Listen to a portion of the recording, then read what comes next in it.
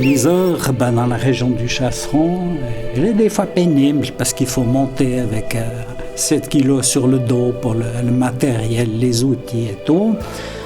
Mais par contre, quand on arrive en haut, c'est absolument superbe. La vue depuis le sommet du Chasseron est fascinante.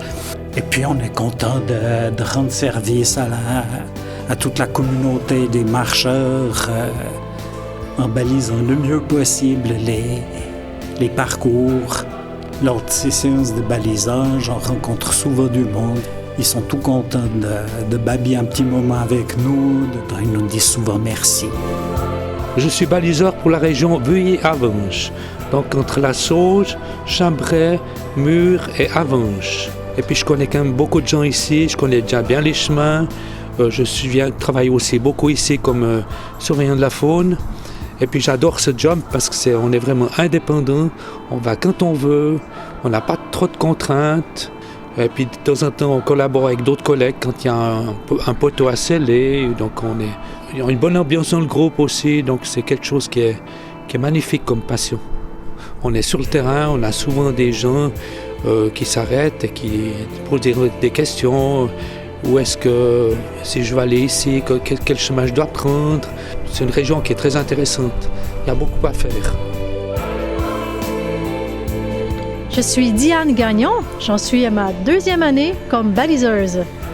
Alors, je dois dire que le boulot de baliseuse est vraiment super intéressant. Et puis, on fait souvent des rencontres avec des randonneurs qui nous font des compliments, comme par exemple « Ah, merci beaucoup ». Ça nous fait vraiment plaisir parce qu'on donne beaucoup de notre temps aussi.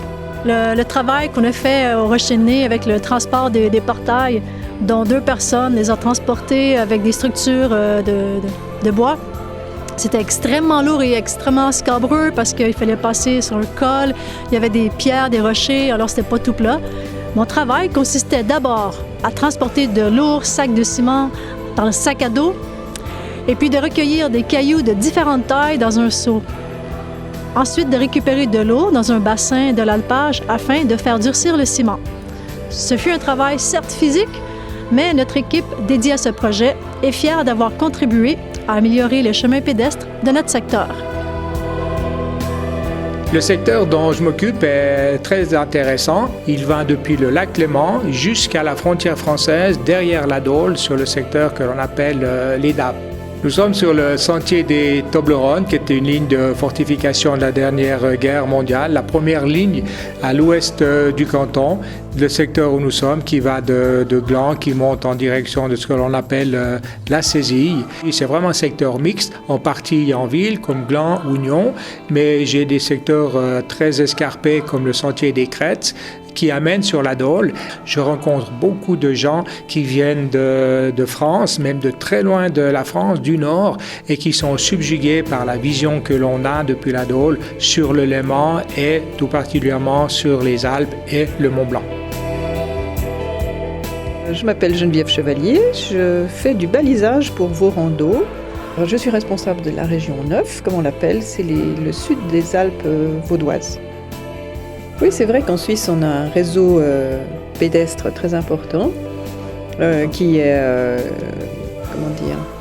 permet à peut-être combien on disait, 65% de la population qui fait de la randonnée. Est-ce que j'avance un chiffre réel ou pas réel? Je ne sais pas, mais en tout cas, c'est dans les mœurs du Suisse de se balader à pied et d'arpenter nos chemins.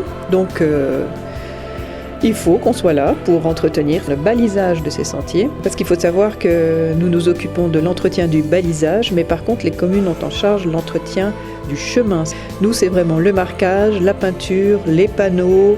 C'est vrai que j'ai la chance de m'occuper d'une région à l'est du canton de Vaud, la région du Chablais vaudois, qui est une magnifique région parce qu'on va de la plaine au sommet du Muvran ou au sommet des Diablerets. Donc c'est une très belle région. J'invite beaucoup de monde à venir découvrir cette région.